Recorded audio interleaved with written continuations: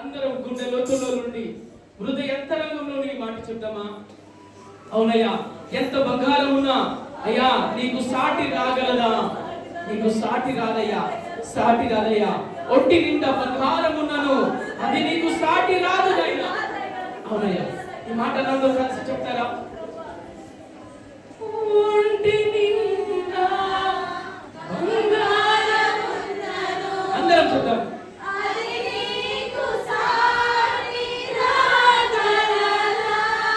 మరోసారి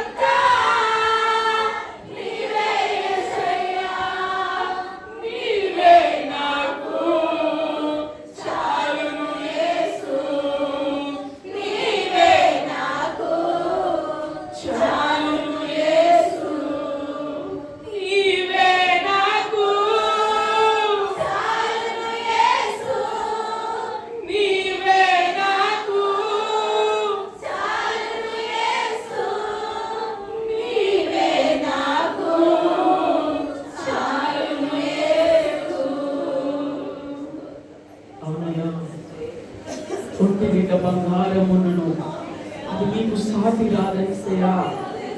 నీవు నా బంగారమా యేసయ్యా, మీరుంటే మాకు చాలయ్యా. అయ్యా నీవు నాకు చాలు యేసయ్యా, నీవు నాకు చాలును యేసు, నీవు నాకు చాలును యేసు. తండ్రి నీకు స్తోత్రం. కోట్లు కోట్లు బంగారమున్నా, కోట్లు కోట్లు ధనమున్నా, అది నీకు సాటి రాగలదా? రాలేదు యేసయ్యా. ఇదిగోనైనా కొండంతగా బలమున్నను, అది బలమంతా మీరే యేసయ్యా. ఈ బలము ఇచ్చింది మీరయ్యా. అయ్యా నీకు స్తోత్రాలు. ప్రేమించేవారు ఈ రోజు ప్రేమించకపోవచ్చు, కానీ అయ్యా మనుషులు మీరు మాత్రము ఎప్పటికైనా ప్రేమించే దేవుడవయ్యా, ప్రేమించే దేవుడవయ్యా.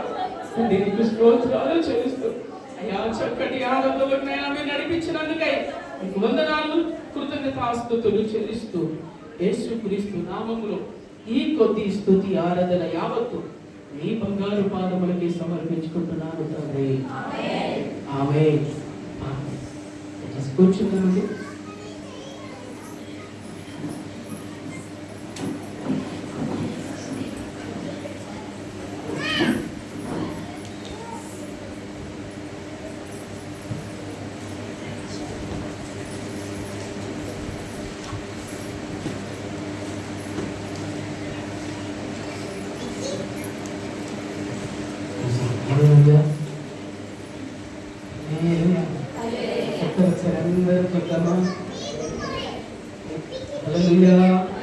సంతోషంగా ఉన్న వారు చెప్పండి ఒక్కసారి. అవ్వాలి. వాడు ఏడుస్తాడు.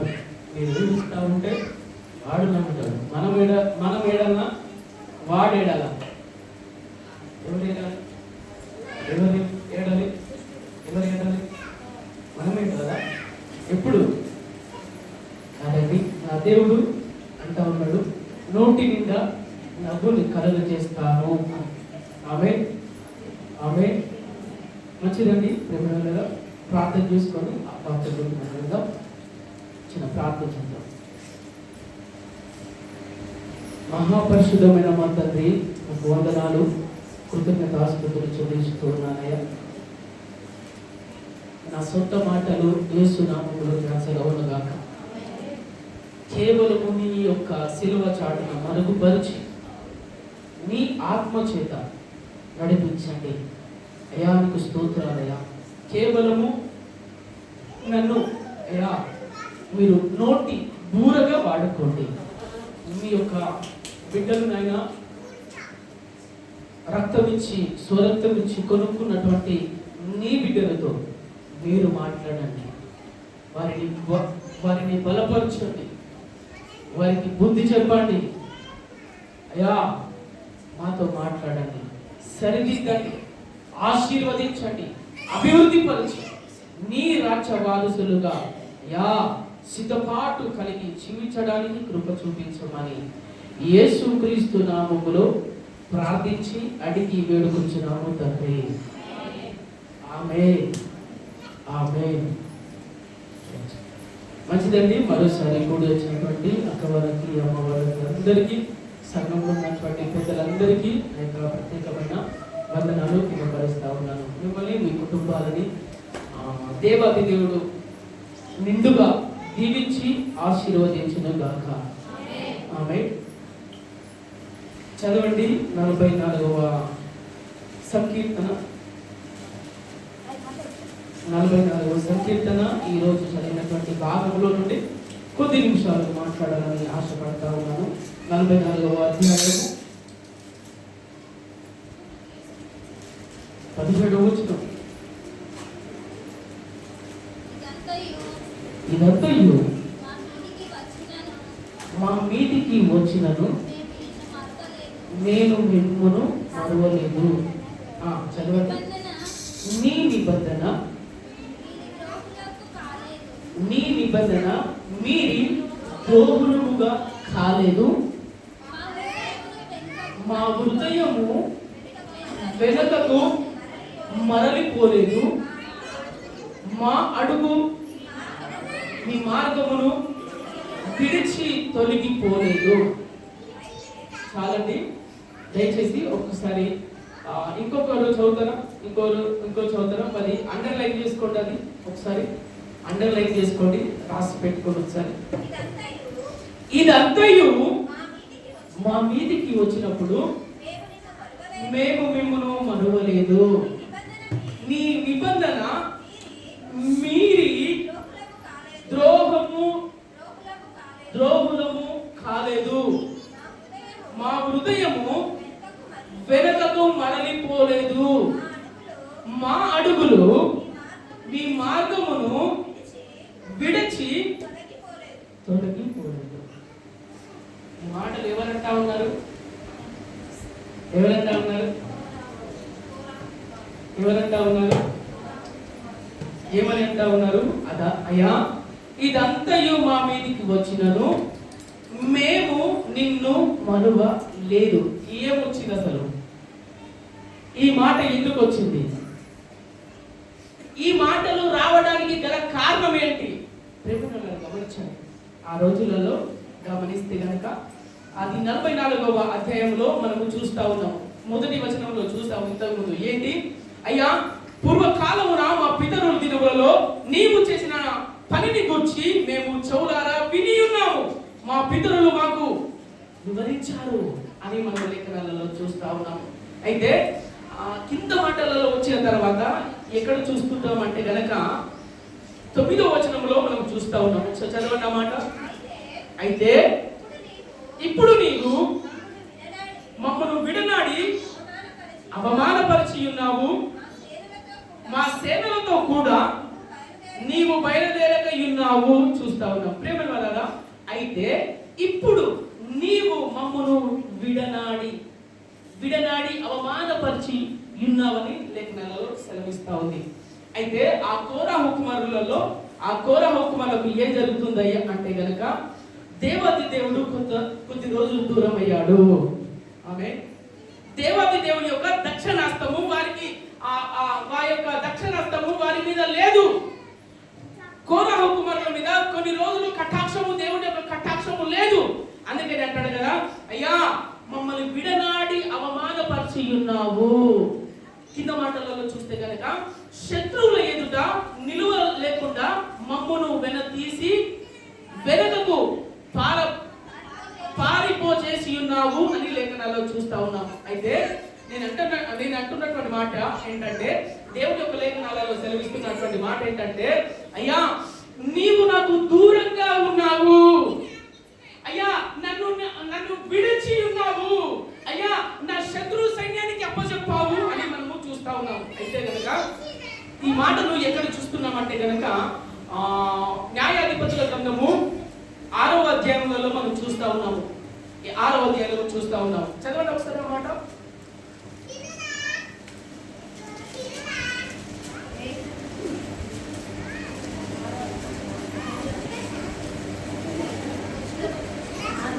న్యాయాధిపతుల గ్రంథము 6వ అధ్యాయం చదవండి ఒకసారి. ఇశ్రాయేలీయులు యెహోవా దృష్టికి దోషులైనందున యెహోవా 7 ఏళ్లు వారిని మిద్యానీయులకు అప్పచెప్పెను. ఈ మిద్యానీయులు ఎవరయ్యా అంటే కనుక శత్రు సైన్యము. ఈ శత్రు సైన్యానికి అప్పచెప్పాడు. ఎందుకయ్యా అప్పచెప్పాడు అంటే కనుక అక్కడ భాగంలో మనం చూసావు, అయ్యా వీరు నాకు ద్రోహముగా ఉన్నారు కాబట్టి, వీరు నాకు దూరంగా ఉన్నారు కాబట్టి నేను కొన్ని రోజులు కొన్ని సంవత్సరాలు వీరికి నేను వ్యతిరేకంగా చేస్తున్నాను. అంటే మిద్యానీయులని ఇశ్రాయేలు చేతికి హెచ్చుగా ఉంది. అంటే వీరికంటే వారుగా అధిక బలము చేత దేవుడు వారిని మెత్తడం జరిగింది. ప్రేమ వల్ల గమనించండి, ఈ మాటను నేను ఎందుకు చెప్తున్నానో తెలుసా? కోరహు కుమారులు కష్టపడ్డారు. నా వైపు చూడండి ఒకసారి. కోరహు కుమారులు కష్టపడ్డారు. కోరహు కుమారులు వేదన చెందారు. కోరహు కుమారులు రకరకాలుగా బాధలు అనుభవించారు. దానికంటే ముందు చూస్తే గనక మనము ఎవరిని చూస్తున్నామంటే గనక కోరహుని చూస్తా ఉన్నాము. ఇప్పుడు కోరహుని ఏ విధంగా చూస్తున్నామంటే గనక కోరహు కుమారుల కంటే హీన స్థితిలో ఉన్నాడు. కోరహు ఏ విధంగా ఉన్నాడో తెలుసా? దేవునికి వ్యతిరేకంగా మాట్లాడినట్టు లేఖనాలు సెలవిస్తా ఉన్నాయి. కోరహు ఏ విధంగా ఉన్నాడో తెలుసా? దేవుని దూషించే విధంగా ఉన్నాడు. సంఖ్యాకాండంలో చూస్తా ఉన్నాము, నిర్గమకాండంలో చూస్తా ఉన్నాము, ద్వితీయోపదేశ కాండంలో చూస్తా ఉన్నాము. ఏ విధంగా తెలుసా? మోషే గారు ఉన్నారండి. ఆ మోషే గారు ఉన్నప్పుడు మోషే గారు ఉన్నప్పుడు ఆ కోరహు గారు అంటున్నటువంటి మాట ఏంటంటే తెలుసా? ఏంటి ఈయన నాకు చెప్పేది? ఆయన ఎవరో కాదు, మరి కోరహు ఎవరో తెలుసా? స్వయంగా మోషే గారికి ఆ అన్నదమ్ములు సంబంధం కలిగినటువంటి వ్యక్తి. అందుకని అంటారు కదా, మనకు పగలు ఎక్కడ ఉంటారు? దూరం నుండి ఉండరు. ఎక్కడ ఉంటారు? మనలోనే ఉంటారు. ఎక్కడ ఉంటారు? మన కుటుంబంలోనే ఉంటారు. అందరూ బాగుంటారు కానీ మన అన్నదమ్ములే బాగుంటారు. మన అన్నదమ్ములే ఇతరుల గురించి చెప్తా ఉంటారు. మన అక్క చెల్లెలే ఇతరుల గురించి చెప్తా ఉంటారు. ప్రేమ వల్ల అదే విధంగా ఇక్కడ చూసినటువంటి మాట ఏంటంటే, కోరహు వ్యతిరేకంగా జీవిస్తా ఉన్నాడు. ఏంటి పాస్టర్ గారు అక్కడ నుండి మమ్మల్ని తీసుకొచ్చిండు, ఈయన దేనికి పెత్తనం చెలాయిస్తున్నాడు? అక్కడ నుండి మమ్మల్ని ఐగుప్తు దేశం నుండి తీసుకొచ్చాడు, ఇంకా ఈయనే ప్రవక్తగా ఉండడమా, ఈయనే సేవకుడిగా ఉండడమా, ఆరోన్ గారు ఉండడమా అని చెప్పేసి ప్రేమ కదా అక్కడ ఏం జరుగుతుందంటే గనక అభిరాము నాదాబు ముగ్గురు కలిసి 250 మందిని వారికి పోగు చేసుకున్నారు. ఏం చేశారండి? పోగు చేసుకున్నారు. ఎవరికి వ్యతిరేకంగా? వీరు వ్యతిరేకంగా మాట్లాడుతుంది ఎవరితో తెలుసా? స్వయంగా దేవాది దేవునితోటే. అక్కడ ఉన్నది ఎవరయ్యా అంటే కనుక ఎవరున్నాడు అక్కడ? మోషే ఉన్నాడు. ఎవరున్నారు? నాయకుడు మోషే ఉన్నాడు. కానీ తిరగబడేది ఎవరితోటి? మోషే గారితోటి. ఎవరు అనుకుంటా ఉన్నారు? అయినా ఎవరంటా ఉన్నారు? కోరాహు అనుకుంటా ఉన్నాడు. ఆయన పక్షంలో ఆయనే ఉన్నాడా దేవుడు? నా పక్షంలో నాకు దేవుడు లేడా అని చెప్పేసి ఈయన వ్యతిరేకంగా జీవించడం వలన, ఎదిరించడం వలన ఏమైందో తెలుసండి? హఠాత్తుగా అయ్యా దేవదేవుడు సెలవిచ్చాడు, ఈ యొక్క మోషేకు సంబంధించిన వారు ఇటులండి, కోరాహుకు సంబంధించిన వారు అటు వెళ్ళండి అంటే కనుక ప్రేమగా గమనించండి. ఇప్పుడు కుమారులు ఎటు పోవాలంటారు? కుమారులు ఎట్టుకోవాలి? తండ్రి వైపు వెళ్ళాలిగా. కుమారులు ఎట్టుకోవాలండి? తండ్రి వైపు పోవాలి.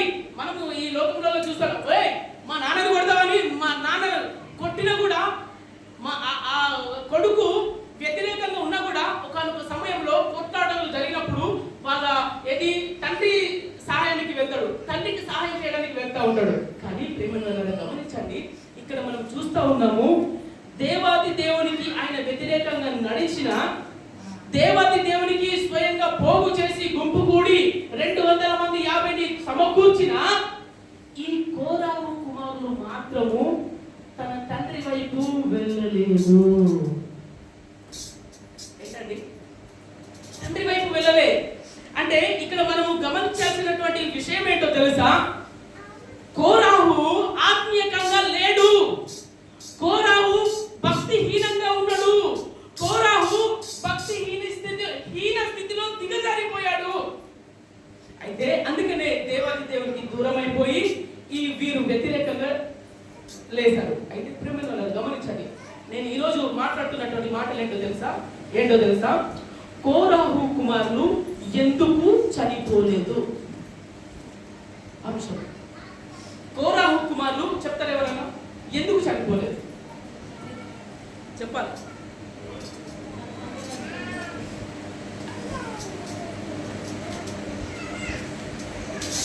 కోరాహు కుమారులు ఎందుకు చనిపోలేదు? వారితోటే ఉన్నాడుగా. కోరాహు కుమారులు వారితోటే ఉన్నారుగా. ఎవరు? కోరాహుతోటే ఉన్నారుగా. హల్లెలూయా. అర్థమవుతుందా? కోరాహు వారికి సంబంధించినటువంటి ప్రతి ఒక్కరిని అయ్యా రండి అని చెప్పేసి తీసుకెళ్లాడు. అయితే గమనించండి, ఆ కోరాహు కుమారులు మాత్రము తన తండ్రి వైపు వెళ్ళలేదు. తండ్రి వైపు వెళ్ళలేదు. ఎటు వెళ్ళింది మరి? మోషే వైపు వెళ్ళలేదు. హల్లెలూయా. మోషే గారికి వెళ్ళిండు కాబట్టి ఈయన ఏం చేసిండో తెలుసా? ఆత్మీయ జీవితం గురించి ఆయన ఆలోచించిండు. ఆత్మీయంగా నా తండ్రి లేడే, నా తండ్రి లేనప్పుడు ఆయన వ్యతిరేకంగా జీవిస్తా ఉన్నాడు, నేనెందుకు వ్యతిరేకంగా జీవించాలని ఈయన ఏం చేస్తుండో తెలుసా? ఈ కోరహు కుమారులు వీరందరూ కూడా మోషే వైపుకు వచ్చారు. అందుకని అంటాడు కదా, ఎక్కడ ఆ మాట చూస్తున్నామంటే సంఖ్యాకాండము 26వ అధ్యాయము 10-11 వచనాలలో మనం చూస్తా ఉన్నాం. ఏం చూస్తున్నామో తెలుసా? కోరహు కుమారులు చనిపోలేదు. గల కారణం ఏంటి అంటే గనక వారు ఆత్మీయ కోణములో ఆలోచన చేశారు. ఈ భౌతికంగా వారు ఆలోచన చేయలేదు. అయ్యో నా తండ్రి, అయ్యో మా డాడీ ఆయన వైపు వెళ్ళాలి, వీరందరూ మా తండ్రి గారికి వ్యతిరేకంగా లేస్తా ఉన్నారు కదా, నేను కత్తి పడతా, నేను అది పడతా, నేను ఇది పడతా అని వారి వైపు వెళ్ళలేదండి. ఏ వైపు వెళ్ళిందో తెలుసా? మోషే గారి వైపు వెళ్ళటం జరిగింది. ప్రేమగా ఈ మాటలను బట్టి ఒకసారి అర్థం చేసుకోవాలి. విషయం ఏంటంటే తెలుసా, మనము ఆత్మీయంగా నడిపించబడాలి. మనం ఆత్మీయంగా మనం వెళ్ళాలి. అందుకని అంటాడు కదా, మనం 42వ అధ్యాయంలో మనం మొన్న చూసాం. ఏం చూసాము? 42వ అధ్యాయం 1వ వచనంలో చదవండి ఒకసారి. 42వ అధ్యాయం. దుప్పి నీటి వాగుల కొరకు ఆశపడినట్లు దేవా నీ కొరకు నా ప్రాణము ఆశపడుచున్నది. నా ప్రాణము దేవుని గురించి తృష్ణ కొరుచున్నది. జీవము కలిగిన దేవుని గురించి మోకరించి దేవుని సన్నిధికి నేను ఎప్పుడు వచ్చేదను. చాలు చాలు, ఇక్కడ నా వైపు చూడండి. ఇప్పుడు ఒకసారి ఈ కోరహ కుమారుల యొక్క ఆత్మీయత ఒకసారి గమనించారా? ఏమని అంటారో తెలుసా? అయ్యా, దుప్పి నీటి బావుల కొరకు ఆశపడినట్లు అయ్యా ఈ కొండ ప్రాంతంలో ఉన్నానయ్యా, ఈ ప్రాంతంలో ఉన్నారు. నేను ఇన్ని రోజులు నిన్ను ఆ దేవుని యొక్క సన్నిధానంలో ఆరాధన చేశానయ్యా. అయితే నాకు ఈ రోజు నేను అడవిలో ఉన్నాను, నేను ఆరాధించలేకపోతున్నాను.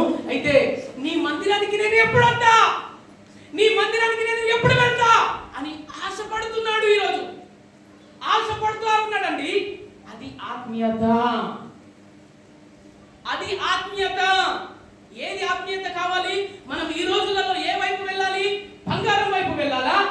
డబ్బు వైపు వెళ్ళాలా? ధనము వైపు వెళ్ళాలా? ఈ రోజులలో దేవుణ్ణి కాదని తిరుగుతున్నారే, దేవుణ్ణి కాదని వారికి ఇష్టానుసారంగా తిరుగుతున్నారే. చూడండి, వారి యొక్క ఆత్మీయత మనం గమనించినట్లయితే, అయ్యా నేను ఎప్పుడు రావాలి బ్రహ్మ, నీ సన్నిధి నేను ఎప్పుడు చూస్తాను, నేను ఎప్పుడు వెతుకుతాను. ఒకసారి మాట ఎప్పుడన్నా మన నోటు నుండి వచ్చిందంటారా? చక్కచక్క పనులు చేసుకొని, చక్కచక్క వంట చేసుకొని, పిల్లలకు వడ్డించి, వారిని రెడీ చేసి మందిరానికి వచ్చినటువంటి ఆనవాళ్ళు ఉన్నాయంటారా? భక్తుడైనటువంటి యెహోషువ గారు అంటున్నటువంటి మాట ఏంటంటే తెలుసా? నేనును నా ఇంటి వారును యెహోవాను సేవిస్తామని లేఖనాలలో సెలవిస్తామని. అయితే ప్రేమికులారా, నీవును నీ కుటుంబంతో సహా ఏ విధంగా తెలుసా? నేను ఎప్పుడు చర్చికి వెళ్తా, నేను ఎప్పుడు మందిరానికి వెళ్తా, నేను ఎప్పుడు దేవుని యొక్క సన్నిధానంలో ఉండి నేను ప్రార్థన చేస్తా, నేను ఎప్పుడు దేవుని యొక్క సన్నిధానంలో ఉండి మోకరిస్తా, ఒక దేవుని యొక్క మాట వింటా, ఒక్క మాట అయినా నా జీవితాన్ని బాగు చేస్తుంది, ఒక మాట అయినా నా బ్రతుకుని మారుస్తుంది. ఈ రోజు నాకు దేవాది దేవుడు ఒక ఆత్మీయ ఆహారాన్ని ఏమి నాకు తీసుకొచ్చిండు సేవకుల నుండి మనము ఒకసారి ఆ విధంగా చేస్తే గనక మిమ్మల్ని గమనించండి, ఆ ఆశ మనకు కలుగునుగాక. నేను అంటున్నటువంటి మాట అంటే ఒక మాట చెప్తాను వినండి. నేను ప్రతి మెసేజ్లో ఈ మాట చెప్తా ఉంటాను. ఏ మాటలు? నీకు ఆశ ఉండాలి, కానీ నువ్వు ఆలయ ప్రార్థనకి ఎందుకు రావద్దు? నువ్వు ఆశ ఉండాలి, కానీ ఉపవాస ప్రార్థనలకు మనం ఎందుకు రాకూడదు? నువ్వు ఆశ కలిగి ఉండాలి, కానీ స్త్రీల గుడిలకు ఎందుకు రాకూడదు? గమనించండి, నేను కించపరచాలని నేను మాట్లాడదు, కానీ నువ్వు ఆత్మీయంగా ఎదగాలి. నువ్వు దేవునికి దగ్గరగా ఉండాలి, దేవుని హత్తుకొని ఉండాలి, దేవుని పట్టుకొని ఉండాలి. అయ్యా, మరి నేను చర్చికి రానంత మాత్రం నా పట్టుకొని లేనట్ట లేదు, కానీ నీ ఆత్మీయత తగ్గుతున్నది అర్థం చేసుకోండి. ప్రేమ వలన ఆ రోజులలో చూడండి, ఈ మాటలలో మనం చూస్తే కనుక వారు ఆత్మీయ కోణంలో వెళ్ళిపోయారు, భౌతికంగా వారు వెళ్ళలేదు. ప్రేమ వలన గమనించండి. అందుకని అంటాడు కదా, ఈ మాటలు ఒకసారి చదవండి. అదే మాట ఇప్పుడు ఇంతకుముందు చదివిన కదా, ఏ మాట? 17వ వచనము, 44వ అధ్యాయం 17వ వచనంలో, ఇదంతయు మా మీదికి వచ్చినను నేను మిమ్మును మరువలేదయ్యా. ఈ రోజు నన్ను మర్చిపోతా ఉన్నారు. ఏమని మర్చిపోతా ఉన్నారు? నాకు దేవుడు ఏం చేశాడు? నా కొడుకుని కోల్పోయినా, నేను బిడ్డను కోల్పోయినా, నాకు సంబంధం రాలే, మాకు పిల్లలు పుట్టలే, నేను ఎన్నో రోజుల నుండి నేను ప్రార్థన చేస్తున్నా, సమాధానం రావట్లేదు, నేను అప్పులలో కూరుకొని ఉన్నాను, నేను ఎంత ఎంత వేసినా కూడా నాకు లాభం రావట్లేదు అని దేవుడికి దూరం అయిపోతా ఉన్నారు ప్రేమికులారా. కానీ వీరు వారికి కష్టాలు వచ్చాయి, కోరహ కుమారులకు ఎక్కడ కూడా మరవలేదు దేవుణ్ణి. అర్థమవుతుందా? దేవుణ్ణి మరవలేదండి. ఇంకా కింద మాటలలో చూస్తా ఉన్నాం, చూడండి ఒకసారి.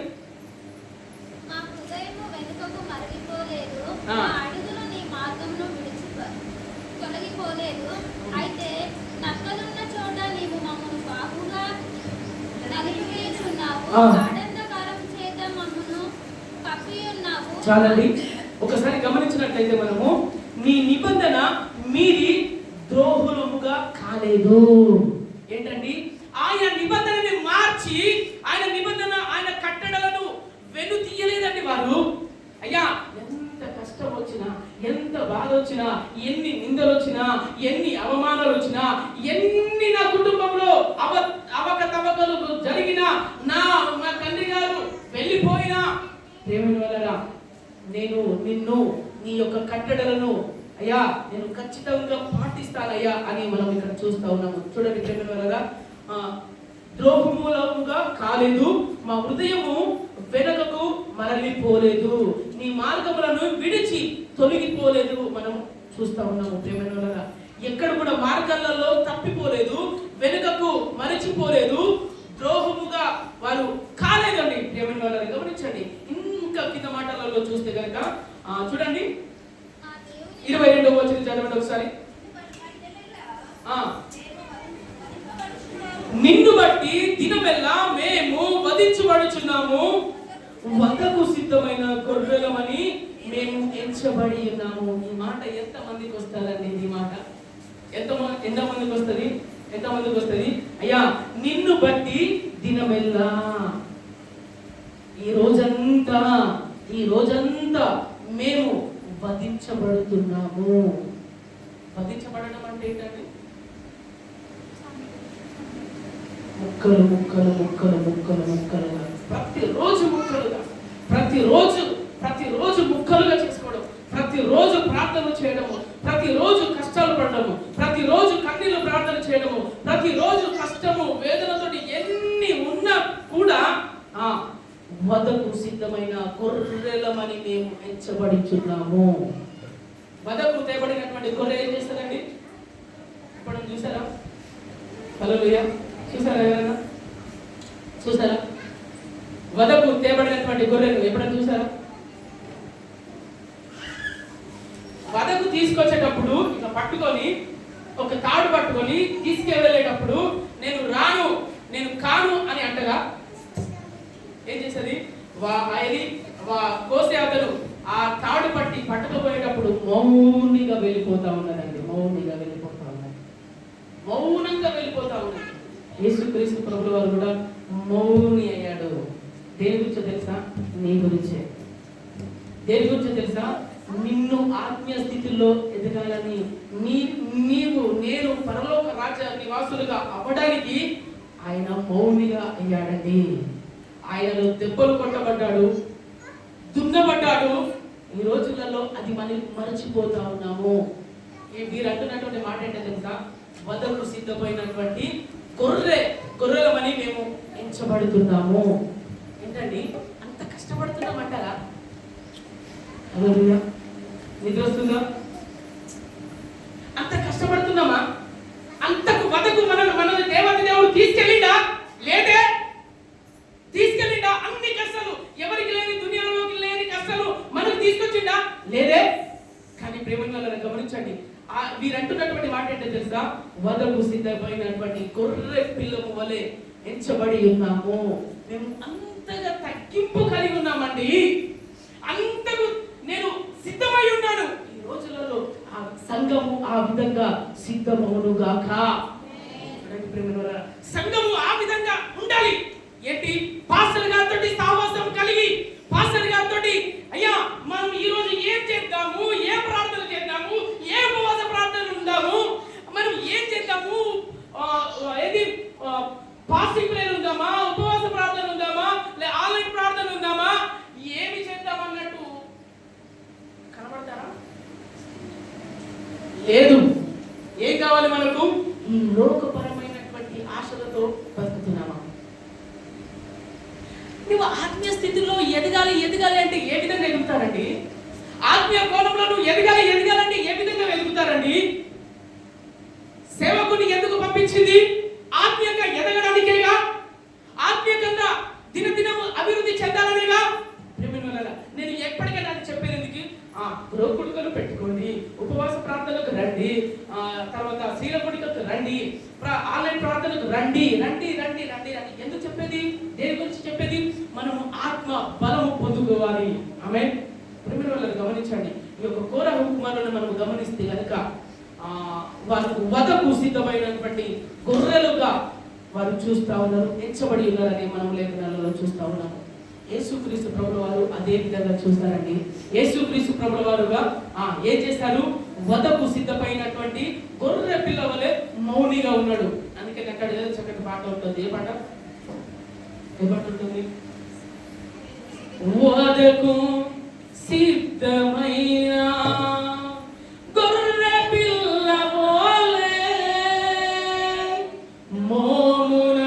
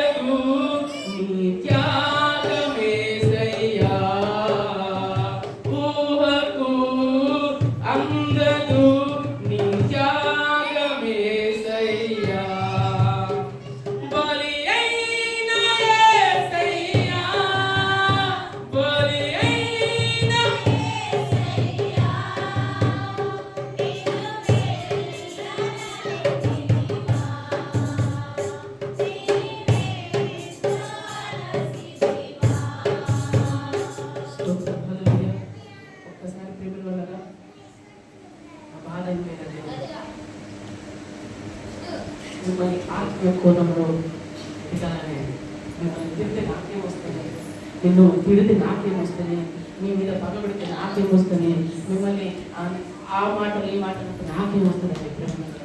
ఎందుకు ఈ మాటలు కఠినంగా మాట్లాడినా అంటే నువ్వు ఆత్మీయ స్థితిలో ఎదగాలండి. ఎదగాలి, ప్రతినిత్యం ఎదగాలి, ఎదుగుతూనే ఉండాలి. చాలండి నేను 20 సంవత్సరాలు అవుతున్నానని కాదు, 30 సంవత్సరాలు నేను నమ్ముతున్నానంటే కాదు.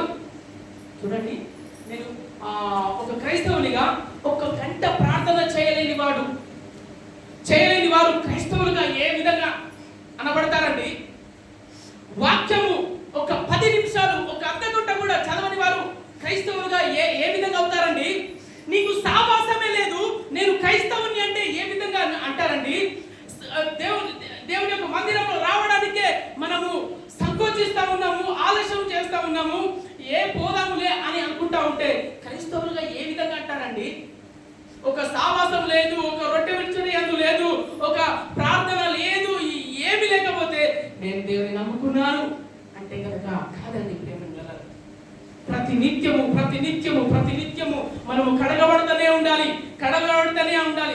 వాక్యాన్ని చదవాలి, ప్రార్థనలు చేయాలి. క్రైస్తవునిగా ప్రేమను గమనించండి. అందుకనే కొన్ని మాటలు చెప్తున్నాను. ఒకసారి ఈ మాటలు చదవండి. ఒకసారి కొలొస్సీయులకు రాసిన పత్రిక 3వ అధ్యాయం 12-14.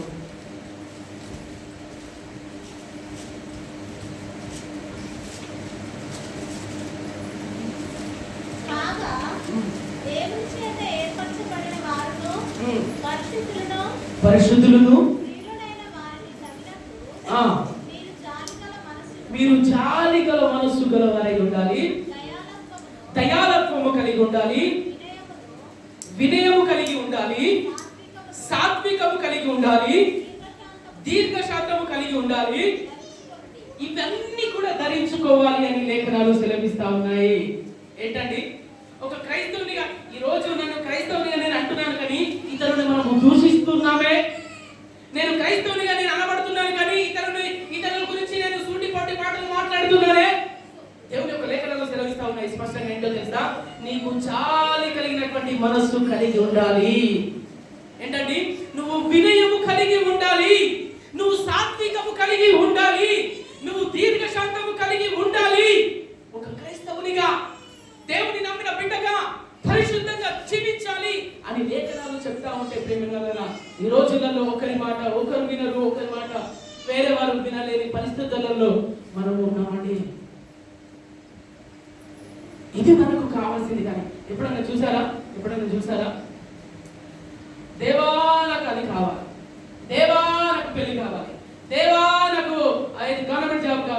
దేవా నాకు అది, దేవా నాకు ఇది అంటా ఉంటాము. కానీ దేవా నీ మందిరంలో ప్రతి నిత్యము ఆత్మీయంగా ఎదగాలయ్యా అని ఎప్పుడైనా ప్రార్థన చేశారంటే?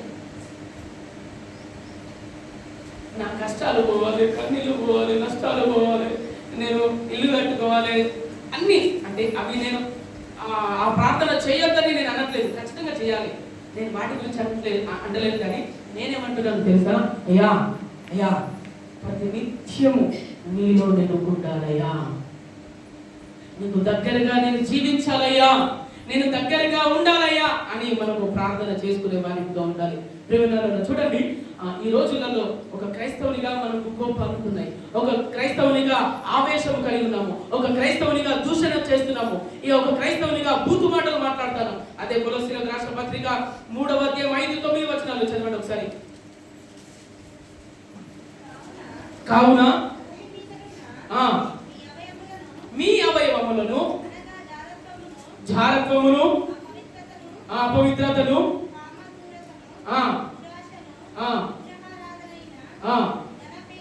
ధనాపేక్షను చంపివేయుడి, వాటి వలన దేవుని ఉగ్రత అవిధేయుల మీదకి వచ్చును.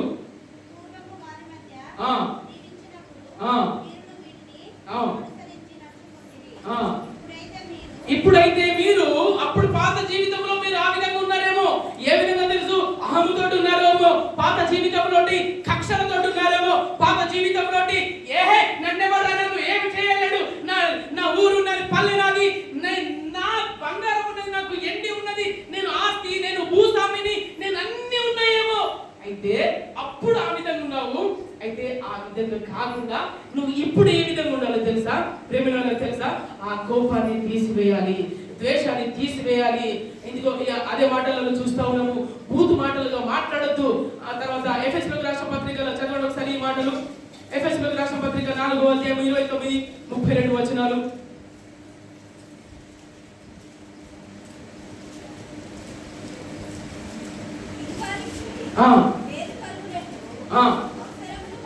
అవసరమును బట్టి క్షేమాభివృద్ధి కొరక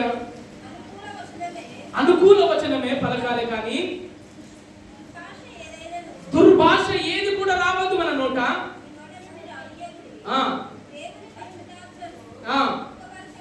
దుఃఖపరచకుడి. ఇప్పుడు ఎవరిని ఈ మాటలు చెప్తా ఉంటే ఎవరిని దుఃఖపరుస్తా ఉన్నామండి?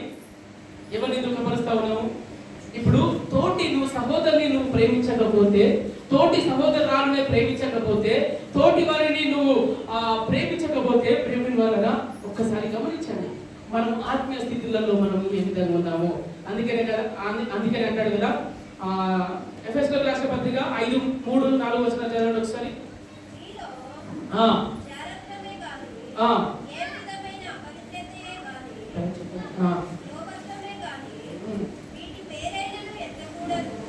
ఎత్తకూడదు, ఇదే పరిశుద్ధులకు తగదు, కృతజ్ఞతా వచనమే బూతులైనను పోకి మాటలైనవి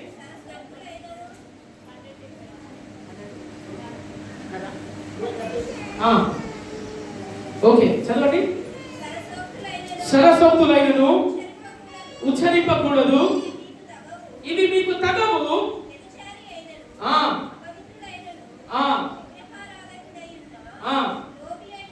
లోబి అయినను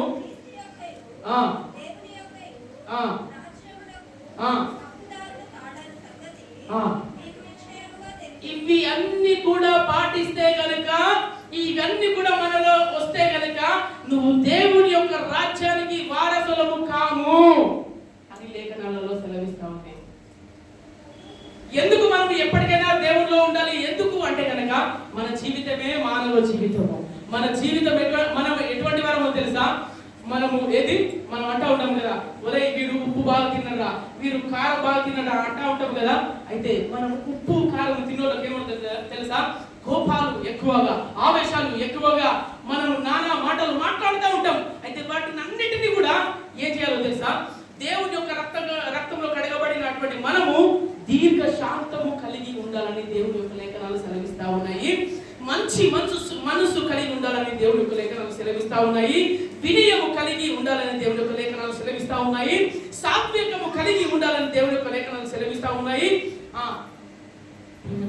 ఇవన్నీ కూడా ఉంటా ఉంటే మనం ఒక్క రోజు, నేను ఎప్పటికైనా అదే మాట చెప్తా ఉంటాను, అమ్మా మీరు రండి, ప్రార్థనకు రండి, అన్నిటికి రండి. ఎందుకు తెలుసా? మనల్ని మనం ఎప్పటికప్పుడు దేవుని యొక్క రక్తంలో కడగబడతా ఉండాలి. ఎప్పటికప్పుడు మనల్ని మనము సరిదిద్దుకోవాలి. గమనించండి. అందుకనే కదా ఈ మాట చదవండి ఒకసారి. ఇర్మియా గ్రంథము, ఇర్మియా 2వ అధ్యాయము. నేను త్వరగా ముగిస్తాను. ఇంకా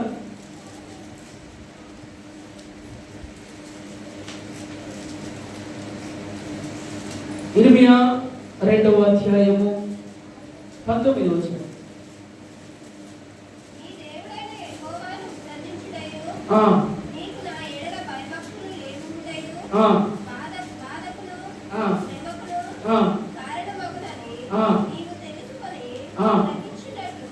గ్రహించినట్లు నీ చెడుతనము నిన్ను శిక్షించును, గద్దించునని ప్రభువును పూర్వకాలం నుండి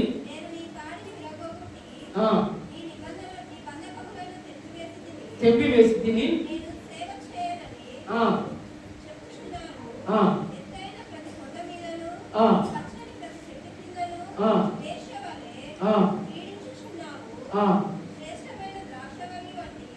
చాలండి. ఒక్కసారి దీంట్లో గమనిస్తే కనుక, నీ దేవుడైన యెహోవాను విసర్జించుటయు నీకు నా ఎడల భయభక్తులు లేకుండాటయు బాధకును శ్రమకును కారణమగును. దేవుని యందు భయభక్తులు కలిగి ఉంటే అది శ్రమ వచ్చినను దానిలో నుండి నా దేవుడు తప్పిస్తాడు. అయితే ఇక్కడ అంటున్నటువంటి మాట ఏంటో తెలుసా? నీ దేవుడైన యెహోవాను విసర్జించిన ఎడల నీకును నా ఎడల భయభక్తులు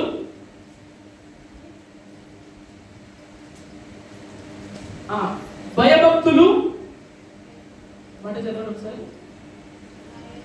నీ దేవుడైన యెహోవాను విసర్జించుటయు నీకు నా ఎడల భయభక్తులు లేకుండాటయు బాధకును శ్రమకును కారణమగును. చూడండి ప్రేమలారా, ఎంత చక్కగా ఆ దేవుని యొక్క లేఖనాలు సెలవిస్తా ఉన్నాయో. నీవు దేవుని యందు భయభక్తులు కలిగి ఉండాలి. ఆ భయభక్తులు కలిగి లేకపోతే గనుక ఇక్కడ అంటున్నటువంటి మాట ఏంటో తెలుసా? ఇదిగో శ్రమకును ఇంకేమంటున్నాడు, బాధకును కారణం అవుతుంది. అందుకని అంటాడండి, నీతిమంతులకు కలుగు ఆపదలు అనేకములు, అయితే వాటిని దేవుడు తప్పిస్తాడని లేఖనాలలో సెలవిస్తా ఉన్నాయి. అయితే ప్రేమలారా, దేవుని యందు భయముతోటి భక్తితో ఉండాలని మనము లేఖనాలలో చూస్తా ఉన్నాము. అందుకని అంటాడు కదా, మనము చాలా కీర్తనల భాగాలలో మనం చదువుతా ఉన్నాము, చూస్తా ఉన్నాము. ఏంటి? ఇర్మియా గ్రంథంలో మనం చూసాము. తర్వాత మొదటి రాజుల గ్రంథము 18వ అధ్యాయం 3వ వచనంలో మనం ఏం చూస్తున్నామో తెలుసా? ఉపద్యాల గురించి మనం చూస్తా ఉన్నాము. ఉపద్య దేవుని యందు భయభక్తులు కలిగిన వాడిగా మనం చూస్తా ఉన్నాము. ప్రేమలారా, గమనించండి. ఈ మాటలు ఎందుకు అన్ని చెప్తా ఉన్నానో, ఎందుకు చెప్తున్నానో తెలుసా? ఒకటి, దేవుడు నిన్ను ఆశీర్వదించాలని కోరుకుంటా ఉన్నాడు. దేవునికి అయిష్టంగా జీవించొద్దని దేవుడు మనం ఆయన కోరుకుంటా ఉన్నాడని మనం లేఖనాలలో కూడా మనం చూస్తాము. ఏంటో తెలుసా? ఆ మాటలు మనం చూస్తా ఉన్నాము. ఏమంట? దేవుని యందు భయభక్తులు కలిగి ఉండుట మా బాధకును శ్రమకును కారణమగును. నువ్వు తెలుసుకున్నట్లు గ్రహించినట్లు నీ చెడుతనము నిన్ను శిక్షించును, నీవు చేసిన ద్రోహము నిన్ను గద్దించునని ప్రభువును సైన్యములకు అధిపతి యెహోవా సెలవిచ్చుచున్నాడు. ఇక్కడ ఏం చూస్తున్నాము? నీ చెడుతనమును నీ ద్రోహమును మనం ఇక్కడ చూస్తా ఉన్నాము. చూడండి ప్రేమలారా, మనము ఇతరుల గురించి మాట్లాడినప్పుడు కావచ్చు, ఇతరుల గురించి మనము ఏ మాటలైనా మాట్లాడేటప్పుడు, నేను అందుకని అన్నాను కదా, పోయిన వారంలో కూడా మనం చెప్పాను, ఏం చెప్పాలి? సైలెంట్గా ఉండడమే సమాధానం దేవుడు ఇస్తా ఉంటాడు. సైలెంట్గా ఉంటే దేవుడు ఖచ్చితంగా సమాధానం ఇస్తాడని మనము పోయిన వారంలో మనం చూస్తా ఉన్నాము. ప్రేమలారా, ఎందుకు ఈ మాటలు ఎప్పటికీ అప్పుడు చెప్తూ ఉంటానంటే కనుక, మనం నిన్ను ఆశీర్వదించాలని దేవుడు కోరుకుంటా ఉన్నాడు, నిన్ను అభివృద్ధి పరచాలని దేవుడు కోరుకుంటున్నాడు. అయితే నీకు అయిష్టమైనవి, దేవునికి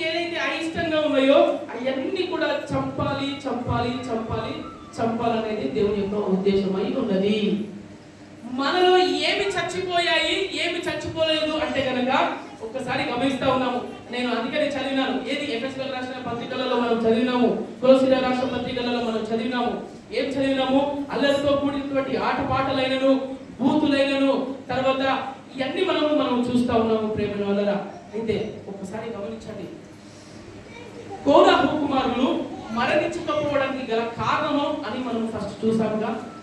ఆ కోరహు కుమారులు మరణించకపోవడానికి గల కారణం ఏంటయ్యా అంటే కనుక దేవుని యందు భయము కలిగి భక్తి కలిగి ఉన్నారు కాబట్టి మోషే వైపు వెళ్ళడము స్టార్ట్ చేశారు.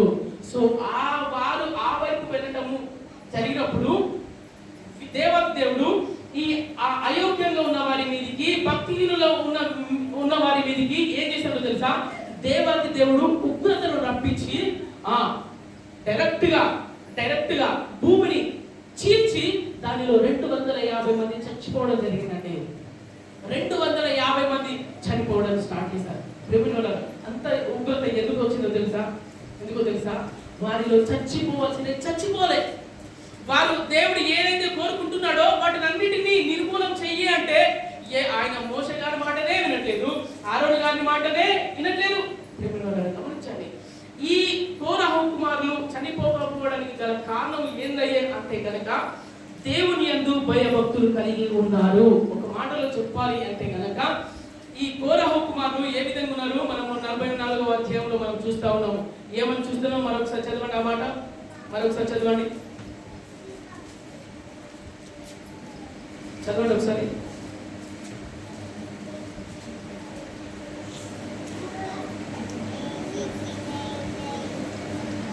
నలభై 22 వచనం చదవండి మరొకసారి. నిన్ను బట్టి దినమెల్లా ఇది క్రైస్తవులకు కావాలి. ఏం కావాలి? నిన్ను బట్టి మేము వధించబడుతా ఉన్నాము. నిన్ను బట్టి మేము ఎప్పటికి ఎన్ని కష్టాలు వచ్చినా అయ్యా నిన్ను వదలనయ్యా, ఎన్ని నష్టాలు వచ్చినా నిన్ను వదలనయ్యా, ఎన్ని కన్నీళ్ళు వచ్చినా నేను వదలనయ్యా, నాకు కష్టం వచ్చినా ఏ బాధ వచ్చినా అయ్యా నేను వదలను అని ఇక్కడ మనము తేటగా చూస్తా ఉన్నాము. రెండోది ఏం చేస్తాడు తెలుసా? వధకు సిద్ధమైన గొర్రె పిల్లమని మేము ఎంచబడి ఉన్నాము. మీరు ఎప్పటికైనా ఒక మాట, ఈ మాట గుర్తు పెట్టుకోండి. ఏంటో తెలుసా? ఇతరుల గురించి మనం ఉన్నప్పుడు, లేకపోతే మనము ఇతరుల గురించి మాట్లాడేటప్పుడు అనుకోవాలి, ఏమనుకోవాలి తెలుసా? యేసుక్రీస్తు ప్రభుల వలె వధకు సిద్ధమైనటువంటి గొర్రె పిల్ల వలె ఆయన వెళ్ళిపోయాడే. నేను ఆయన రక్తంలో కడగబడినటువంటి నేను ఆయన కుమారునిగా ఉన్నానుగా. అయితే కుమారునిగా ఉన్నటువంటి నేను ఆయన స్వరూపంలో మార్చబడాలి. ఆమె అందుకనే అంటాడు, ఎఫెసీయులకు రాసిన పత్రికలో అంటాడు కదా, ఏమని అంటా ఉంటాడు? ఈ సిలువ మరణం గురించి మా యొక్క శరీరంలో వసించుకొనుచున్నాము. దేని గురించి వసించుకున్నాము? సిలువల గురించి. సిలువకు ఏం సాదృశ్యంగా ఉన్నది? ఆయన యేసుక్రీస్తు ప్రభుల వారికి సాదృశ్యంగా ఉన్నది. ఆ సిలువల గురించి ఏం చేస్తున్నారు తెలుసా? వారి గురించి వసించుకున్నారు, వారు అవలంబించుకున్నారు. అయ్యో యేసయ్యా, ఇదిగో నువ్వు ఆ రోజు అంతగా మమ్మల్ని అంతగా నువ్వు బాధపడ్డావే అయ్యా, ఈ రోజు నాకు ఎంత బాధ అయ్యా, ఎంత బాధైనా నేను భరించుకుంటానయ్యా, ఎంత వేదనైనా నేను భరించుకుంటానయ్యా అని మనం అనుకోవాలని ప్రభు పెట్ట మనం చేస్తా ఉన్నాం ప్రేమ వల్ల. అందుకని ఇది ఒక మాట నేను చెప్పి నేను ముగిస్తాను. ఒక మాట చదవండి. ఈ మాట 128వ కీర్తన 1-6 వరకు ఈ మాట చెప్పి నేను ముగిస్తాను.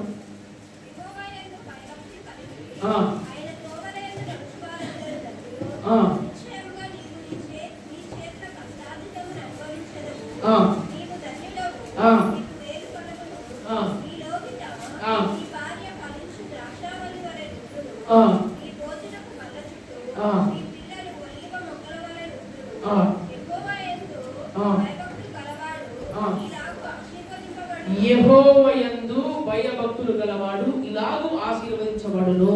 ఆయన యందు భయము కలిగి, ఆయన యందు భక్తి కలిగి, మంచి ప్రవర్తన కలిగి ఉంటే గనక అంటున్నటువంటి మాట ఏంటో తెలుసా? సియోనులో నుండి యెహోవా నిన్ను ఆశీర్వదించును. ఆమేన్. ఈ ఆశీర్వాదం, ఈ లోకపరమైన ఆశీర్వాదాలతో పాటు తన యొక్క రాజ్యానికి వారసులుగా చేస్తారని లేఖనాలలో సెలవిస్తా ఉన్నాయి. ఎప్పుడో తెలుసా?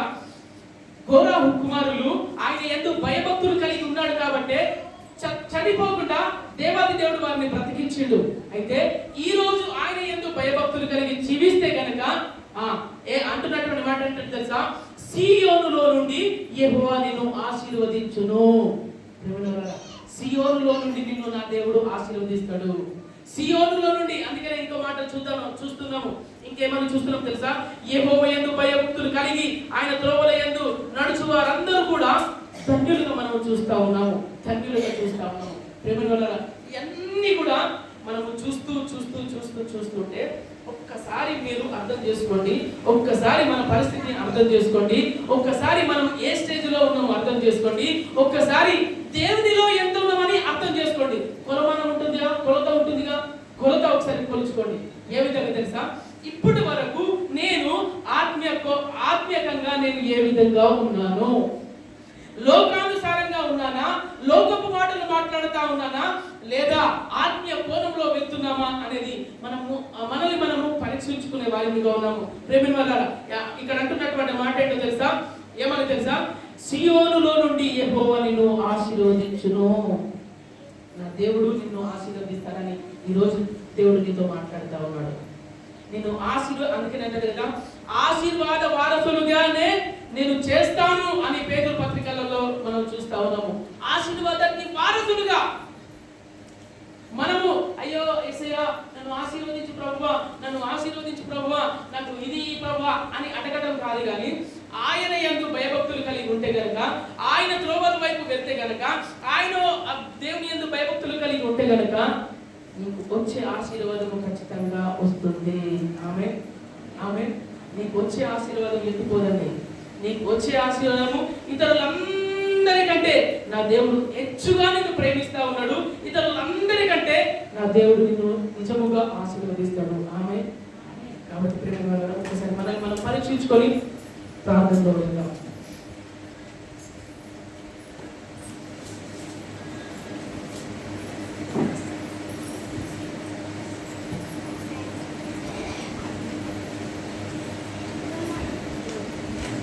కోరాహు కుమారులు ఎందుకు చనిపోలేదు అంటే కనుక, అయ్యా ఇదిగో మీ యందు భయభక్తుల గురించి జీవించారయ్యా.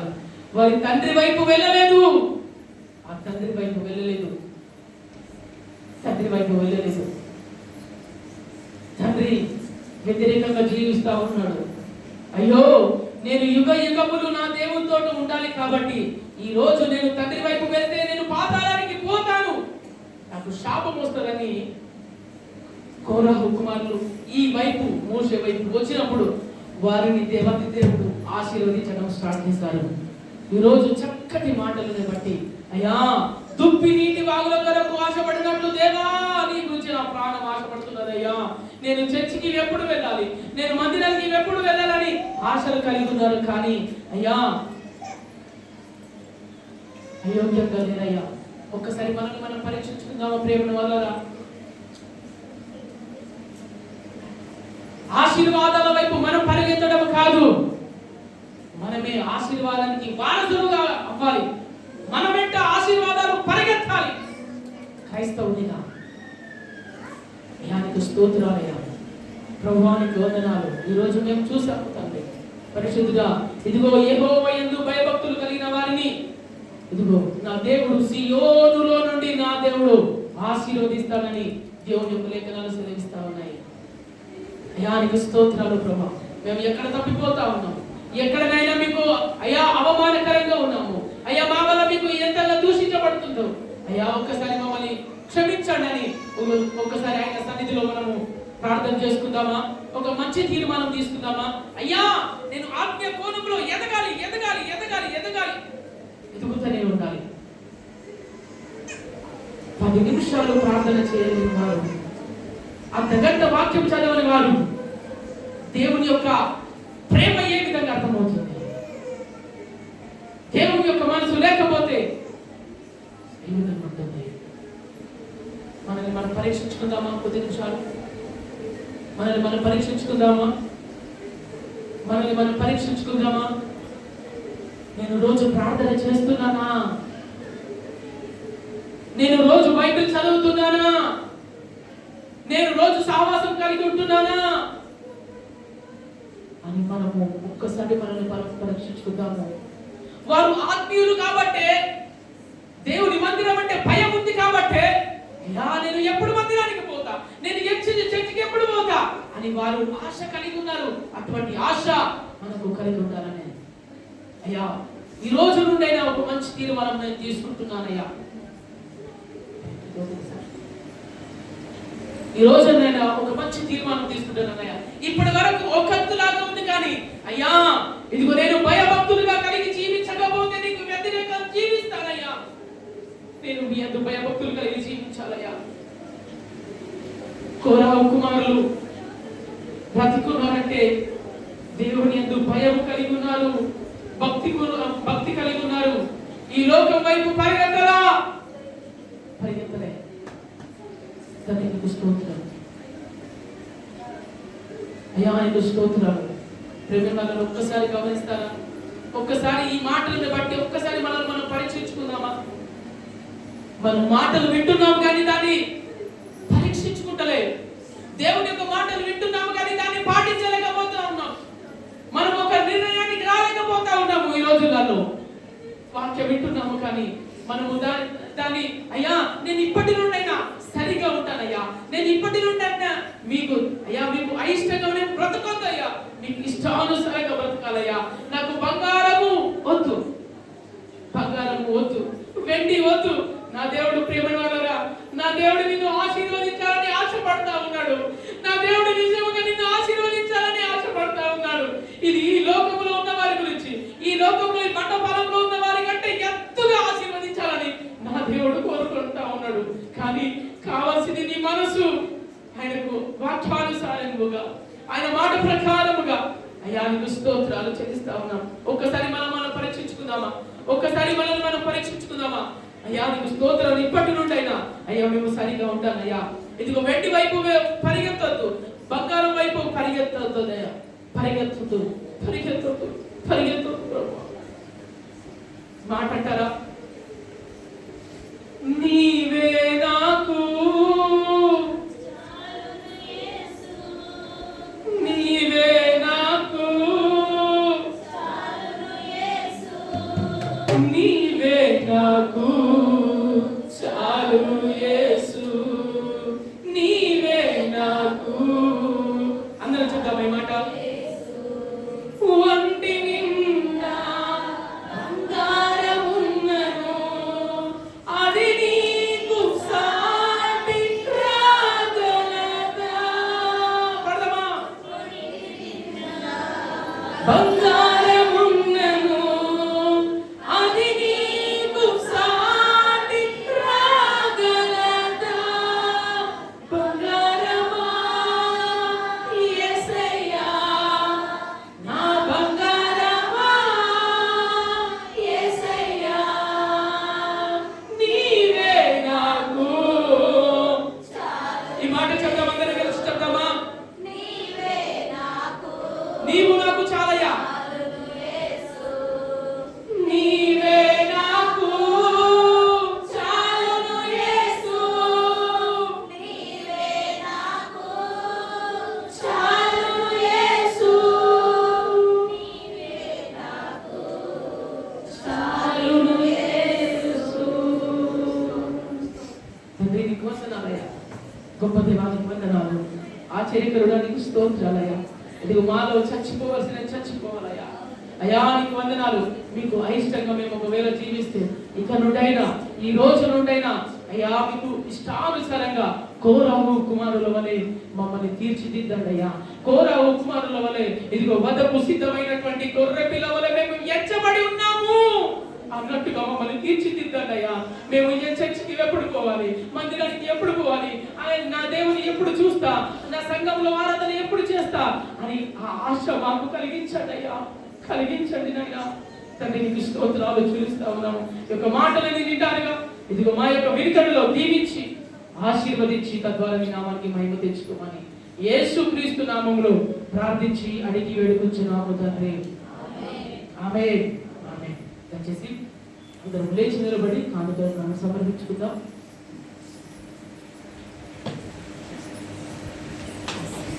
ఒకరు పాట పాడుతుండగా కానుకలను సమర్పించుకుందాం.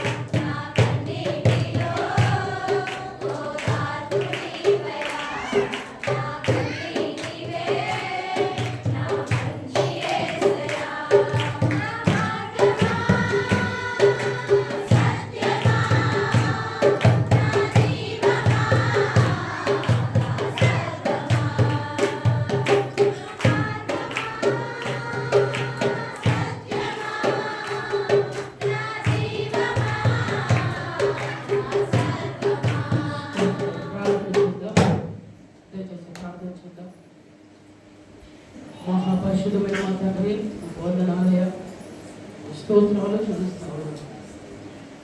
మా యొక్క ప్రియులు, పెద్దలు, అక్కవారిని, అమ్మవారిని అందరినీ మీ యొక్క హస్తాలకు సమర్పించుకుంటున్నానయ్యా.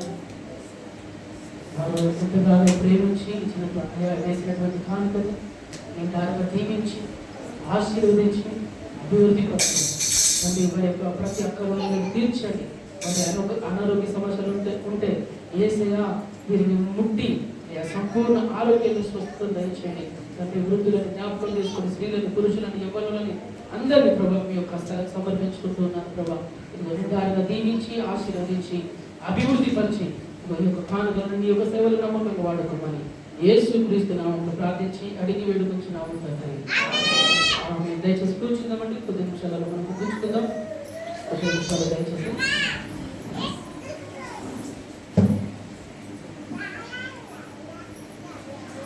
మంచిదండి.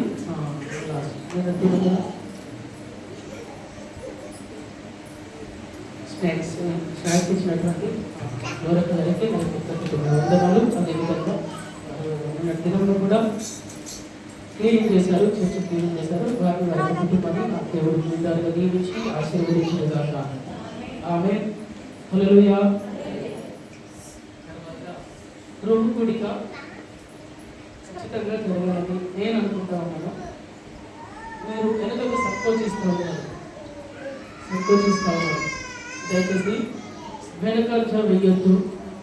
మీరు ఆత్మీయ జీవితంలో ప్రతినిత్యము ఒక 10 మంది కలిసి మీ కుటుంబంలో వచ్చి ప్రార్థనలు చేస్తే అది మీకు ఆశీర్వాదకరము, అది మీకు దీవెనకరము. దేవుని వలన గమనించండి.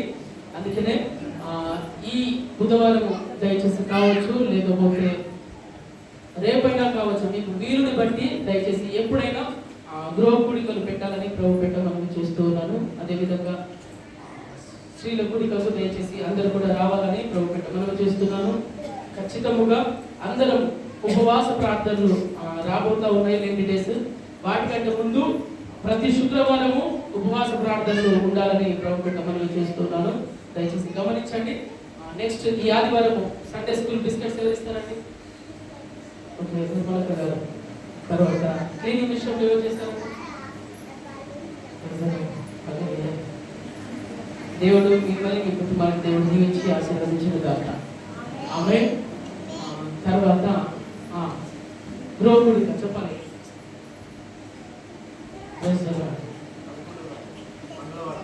మంగళవారం. ఓకే, ప్రైజ్ ది లార్డ్ అండి. ఇక్కడేనా అక్కడేనా? Right, thank you. మన ప్రియులు వెంకట గారి యొక్క గృహంలో మంగళవారము దయచేసి గృహ కూడిక ఉంటుంది కాబట్టి అందరూ కూడా దయచేసి రావాలని ప్రభు పెట్ట మనవి చేస్తున్నాను. వారు కూడా ప్రేమతో వారు ఆహ్వానిస్తున్నారు కాబట్టి దయచేసి అందరూ కూడా రావాలని మనవి చేస్తున్నాను. హల్లెలూయా, హల్లెలూయా. దయచేసి అందరూ కూడా లేచి నిలబడి పరలోక ప్రార్థన ఆశీర్వాదంతో మనం ముగిద్దాం.